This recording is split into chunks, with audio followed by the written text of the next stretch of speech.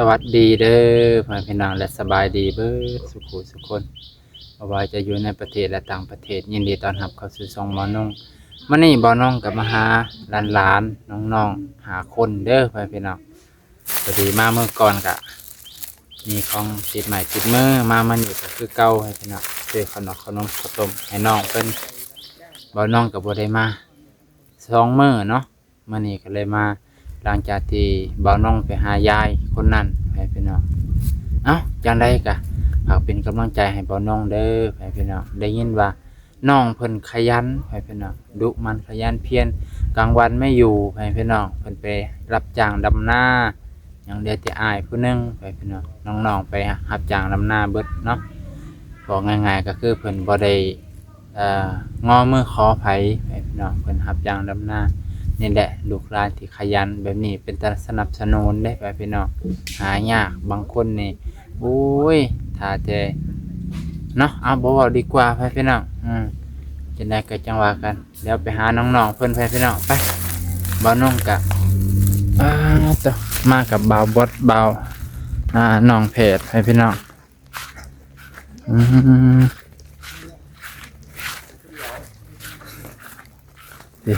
ปูนทางพุ่นเถียงหน้าเพิ่นสบายดีบ่าวโอลีแล้วก็น้องเพจให้พี่น้องเดี๋ยวเว้าลิสิขออนุญาตบ่าวน้องถามเพิ่นก่อนเด้อเพราะว่าเฮาเข้ามาได้เจ้าเข้ามาได้เดือนเทื่อนึงแล้วบ่โดยโอเคเดี๋ยวเฮาขออนุญาตถามก่อนได้เอ้าเป็นอะไรบ้างล่ะจักคนพี่น้องเจ้าหั่นน่ะ4 คน4 คน4 คนบ่4 คนเนาะไปแค่เบิดเดี๋ยวนี้ไปรับจ้างเอาผู้ที่1นี่ชื่อหยังซื้องานเขาจะเป็นผู้กกบ่ผู้ที่2เด้ผู้ที่2ก็ซื้อแอนบ่าวแอนผู้ที่3เด้ผู้ที่3ซื้อบ่าวอ้อยบ่าวอ้อยงานแอนอ้อยแล้วผู้ที่4เด้ผู้ที่4ซื้อผ้าใสผู้หญิงบ่เอาแหละบ่าวซื้อให้เองได้บ่าวผ้าใส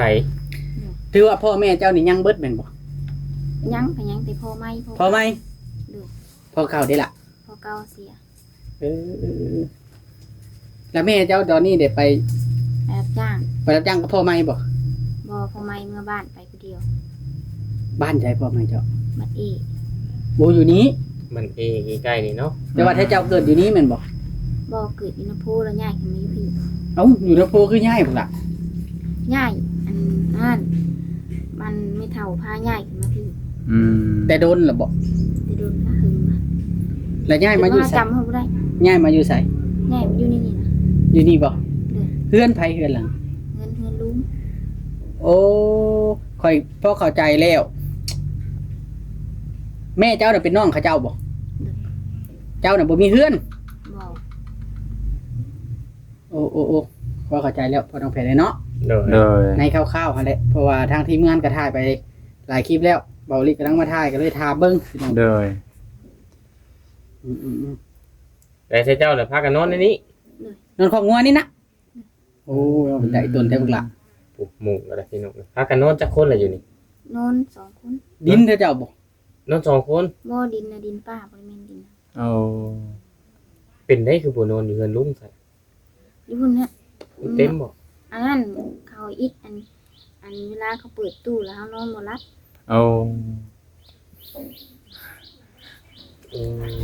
เวลาเขาเจ้าเปิดเพลงแล้วเจ้านอนบ่หลับเจ้าก็ลุกฟ้อนติเจ้าก็เลยไปหานอนอยู่พี่ตามตูบตามของงัวกลางคืนบ่จะนอนอยู่นี่กลางคืนบ่นอนอยู่กลางคืนนอนกลางคืนสรุปแล้วพี่น้องจะมีจักคนนะ4บ่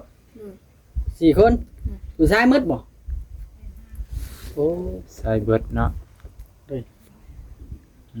เฮ็ดให้เห็นหน้ามีให้มีหน้าเฮ็ดติบ่มีเช้าบ่มีนา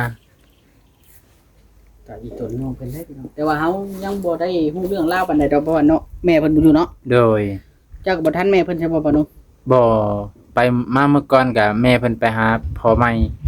เพิ่นมาแต่บ้านพ่อใหม่แล้วบ่มาวันนี้โอ้เพิ่นไปรับจ้างไป ไปรับจ้างมื้อนี้คือว่าตอนนั้นอันเพิ่นบ่ได้ไปหาพ่อใหม่เด้คือว่าไปหาพ่อใหม่บ่เข้าใจว่า ก็ไปหาพ่อไม้เลยมันเลยแล้วเพิ่นละมามื้อนี้นะแล้วเพิ่น โอ้ มา บ่ วันนี้ คือว่าอันเลิกกับพ่อใหม่แล้วช่วงผู้ใดก็มาถามว่าเลิกกับพ่อใหม่แต่คือได้ไปหาพ่อใหม่อีกคือว่าปะกันแล้ว แต่ว่ายังไปหากันหันนะ โอ้ แบบนั้นเฮาก็เลยว่าจังใดกันแน่แต่ว่ายังบ่ทันปะกันว่าซั่นเถอะ ยัง เอายังไปเป็นเนาะต่างแต่ว่าบ่ได้อยู่นํกัน เลย แต่ว่ามานอนอยู่นี่น่ะ2คนเนาะ เลย อ๋อกันมานอนอยู่นี่ น่าสงสารน่าสงสาร นอนอยู่นี่2คน บ่ดีอะผม อีก3คนด้วยเนาะนำแม่บ่ ก็ได้ แม่น อืมอันน้อง2คน3คนเนาะไปนอนนำแม่ แม่นอนผู้เดียว แม่บ่ได้นอนนี่ได้แม่จะนอนอยู่ไสซั่น นอน นอนผู้เดียวบ่ บ่นอนน้ำน้อง3คน อ้าว แม่หันนอนนำน้องอยู่พุ่น 3คน อีก แล้วอยู่นี่ละ2 ยินนี่หัน2คนไอ้น้อง น ส อ อง น คน น นั่ อน นนี่ น้ำน้องเนาะน้องน่ะ2 คน น้องน่ะ3อยู่พุ่น 3อยู่พุ่น แล้วเฮาแล้วมานอนน่ะมันอันน้องผู้ทิศเฮาน่ะซื้อแอนนั่น2คน น้องน่ะ 2คนกับเรานี้ 2คนกับเรานี้ ทั้งหมดนะ5คน อ่า ลูกแล้วนะ แม่น แม่น แม่นบ่ 5คน และนอนอยู่พุ่นน่ะ3คนน้องเราน่ะ ผู้ชายเบิ่นนะ เลย ชาย เอา เบิด แล้วถือ น้ ว่า องน้องอิหยังก่อนน้องฟ้ากับซ้ายน้องฟ้าเนาะกับผู้ชายมาบ่ทันแม่จักเทื่อ ก็เฮ็ดเวียกเนาะ ช่วงนี้ก็เป็นงานเสริม กินข้าวกับหยังล่ะบักล่ะ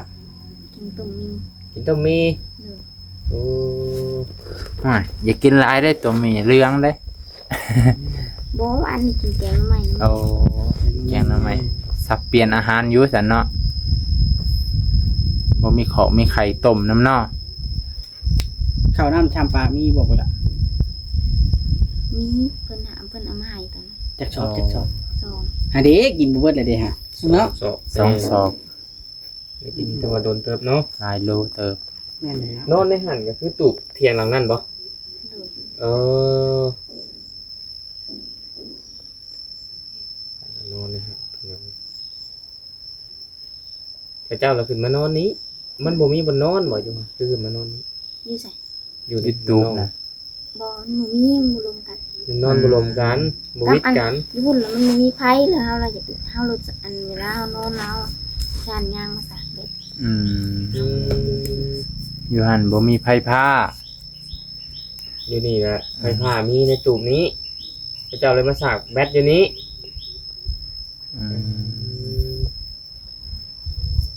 ยามฝนตกอยู่หันได้ฉันเปียกอยู่บ่อยู่ตูบหน่อยนะบอนแม่นอน ครึ่งนึง เปียกครึ่งหนึง เหลือครึ่งนึง โอ้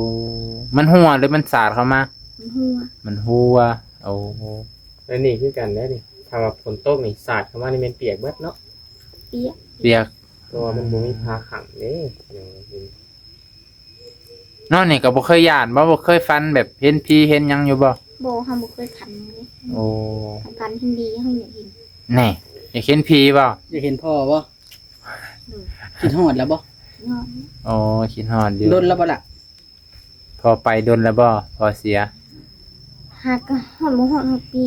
แน่ โอ้แม่ล่ะแม่เพิ่นเอาผัวผ้าเอาผัวเนาะ อืม ผ้าเอาผัวบ่ไหวปานใดดอกปีหนึงเฮ็ดบุญแล้วบ่ เฮ็ดบุญ เฮาบ่ฮู้เลยว่าเฮ็ดบุญยามใดนี่ อืม เอ้าสร้างวัดได้บ่ล่ะ ท่านเฮ็ดบ่ บ่ฮู้จักเลยหึงก็เฮาบ่ฮู้จักถึงทำไมเฮาฮู้แต่ว่าฮู้ก็เฮาอันได้ยินน่ะมันนำอันจี้เราซึจักว่าเราตาย โอ้บ่ฮู้ใช่ว่าพอตาย อยู่ไทยบ่ บ่อยู่บ้านอันต้นถึงนาไซน์ ต้นเพิงนาซายทางใด อยู่คนขอนแก่นทางบ้านเบาลิพุ่นนะทางบ้านเบาลิทางนาชายดิ ทางมีทางเข้าเนาะ แม่น ทางพุ่นพอน่ะเสียทางพุ่นแล้วลูกอยู่ทางนี้บ่ฮู้เลยว่าพอเสีย เพิ่นเลิกกันบ่ เพิ่นเลิกกับผัวเก่าบ่ เพิ่นเลิกกันเพิ่นน่ะตอนอยู่ดงเพิ่นว่าเพิ่นสิแยกทางกันเพิ่น อืม แล้วมันแล้วพอเลยเมื่อเพิ่นเลยมา6-3 มื้อเลยตายแล้ว แน่ เขาคุกหรือตาย เอา โอ้ แล้ว พอเขาคุกก็สิเป็นย้อนหยังคือได้เขาเพราะถาม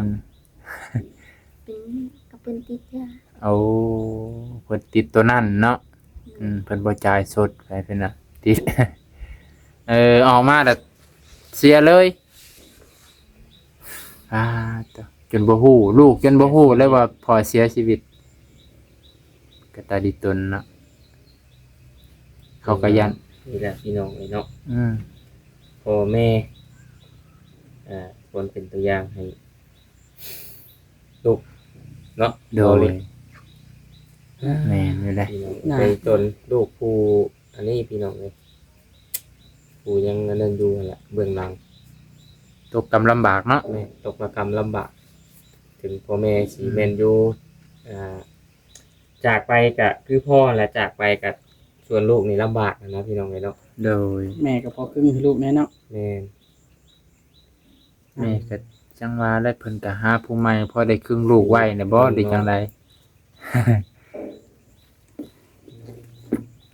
เป็นได้พอไหมคือว่าเมื่ออยู่พุ่น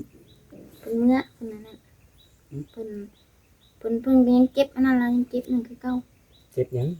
เจ็บอันนั้นเพิ่นเอง จะทำบ่ โอ้ เป็นโรคบ่ เป็นนั่นเป็นผีโครงเขานะ เอา บ่อนได้แล้วเพิ่นเจ็บอ่ะ โมโหนะเพิ่น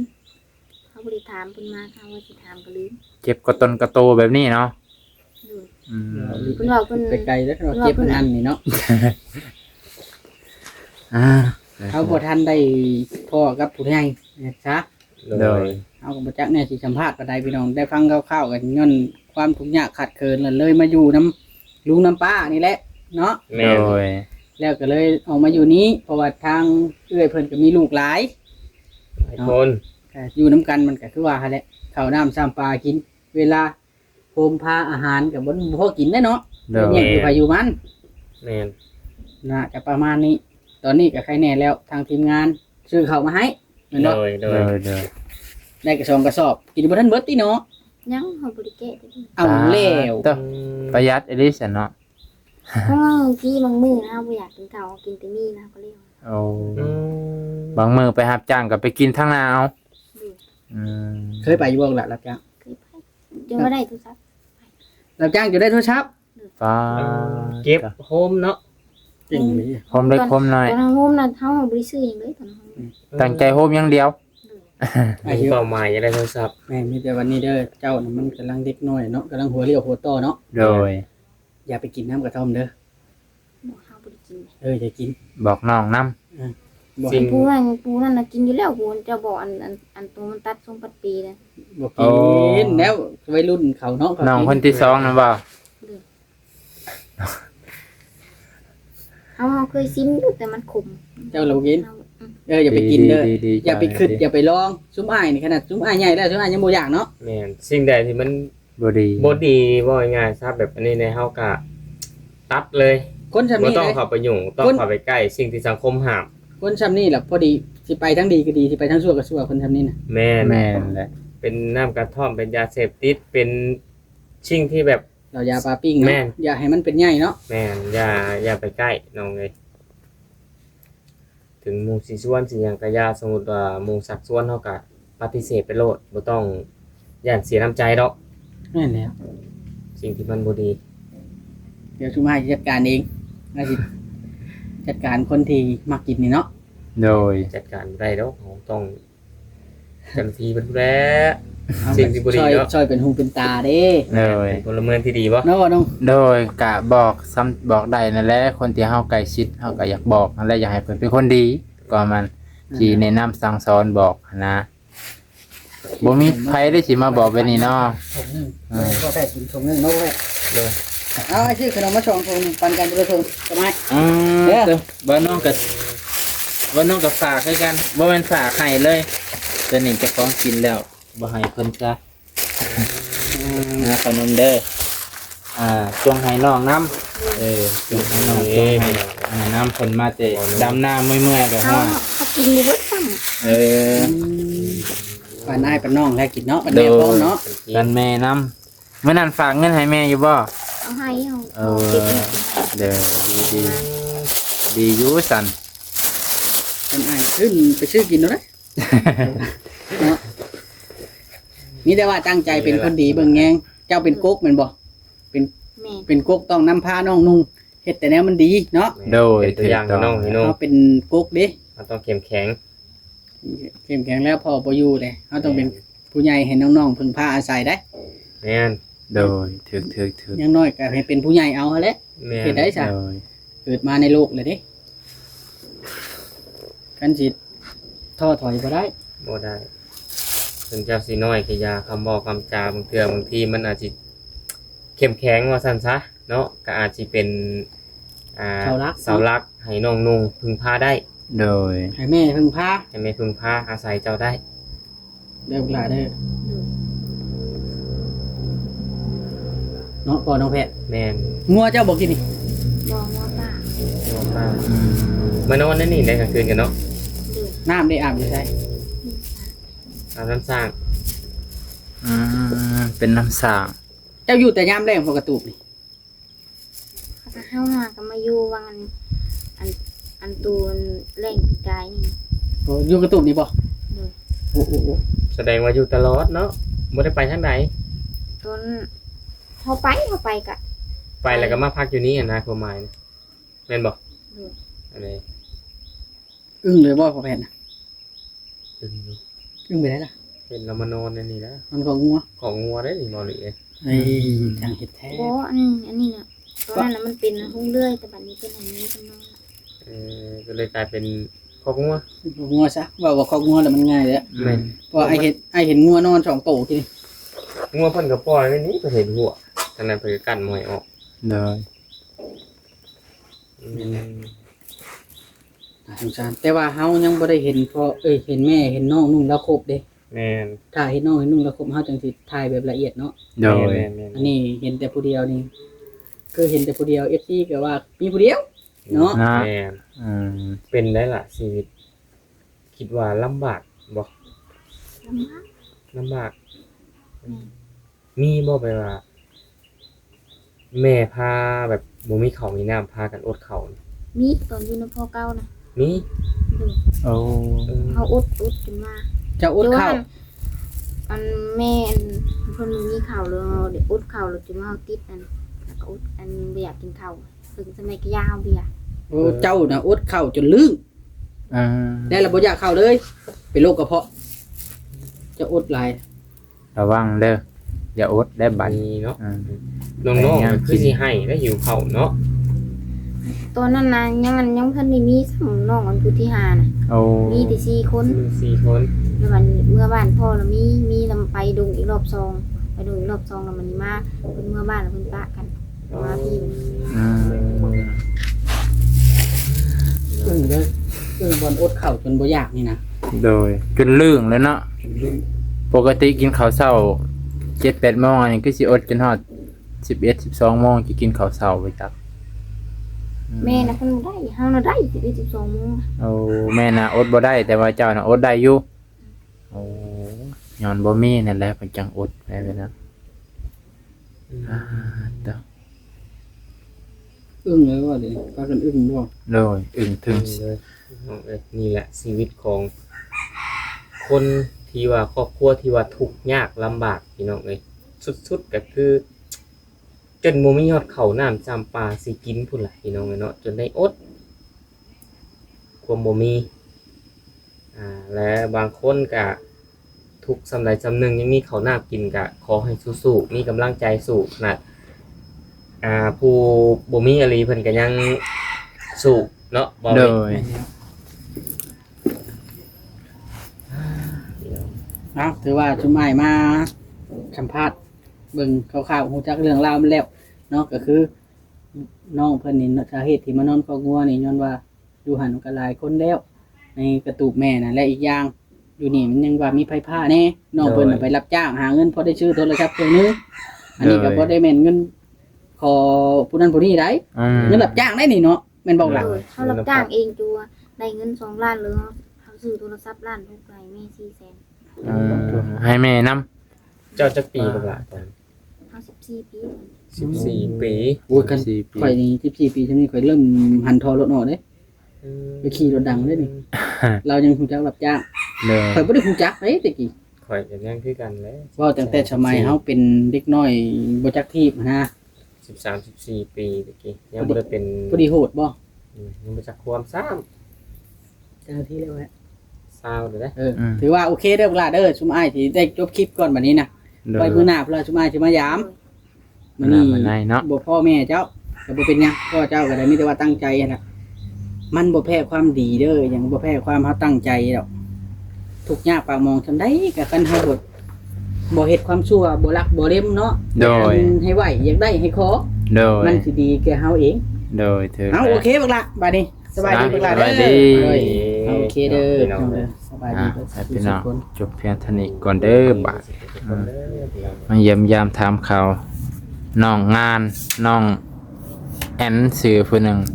ผู้นี้จักน้องหยัง น้องงาน น้องงาน แม่น